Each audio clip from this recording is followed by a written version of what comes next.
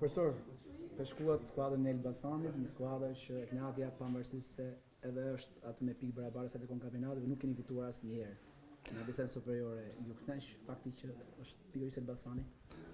Natyrisht që ne nuk erëm për të shkuar, po dinim që ky short do ishte i vështirë për çdo që të jetë çdo skuadër. Janë 4 skuadrat më të mira, paktën me ato që kanë treguar. Është e vërtetë që me Elbasani ne kemi 2 humbje dhe një barazim.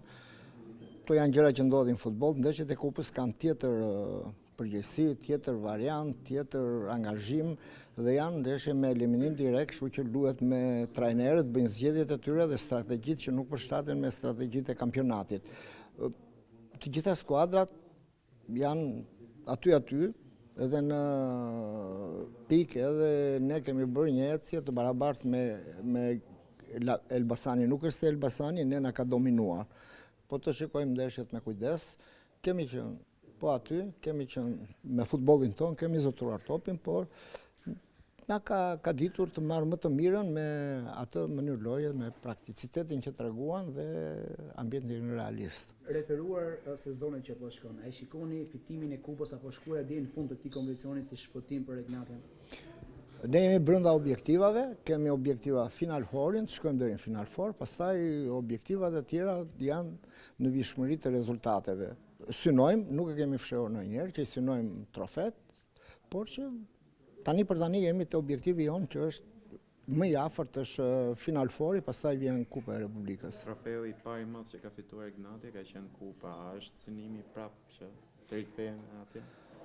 Me thënë të drejtën, mbas një humbje me Dinamo, do të ishte shumë mirë për ta rikthyer edhe te Kupa, sepse skuadra është aty, grupi është aty, kemi 25 lojtarë, me të vërtet me një stol shumë të mirë.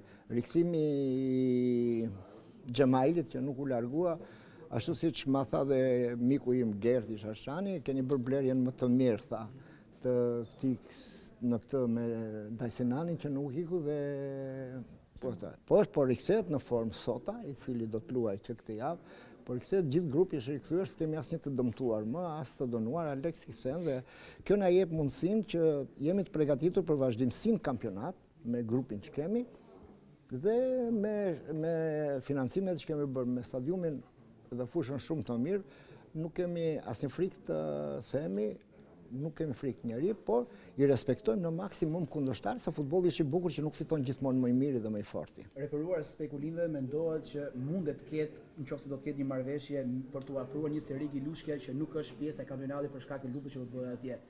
Është thjesht një aludim apo një tentativë që mund preferoj skuadra e Gnavias? Kujtojmë për një futbollist që ishte ai që sfikati sezonin e shkuar ku Gnavia u shpallpoi të 2 kampionatë. Personalisht nuk kam asnjë informacion, thjesht ta quajmë legjendat urbane që ndodhin në futboll, këto janë gjëra që ndodhin, po ne nuk kemi aq më shumë që në Federatën Shqiptare të Futbollit është mbyllur merkatu zyrtarisht dhe nuk besoj të ketë hapësirë më dhe ne kemi të plotësuar dhe numrin e lojtarëve me ato.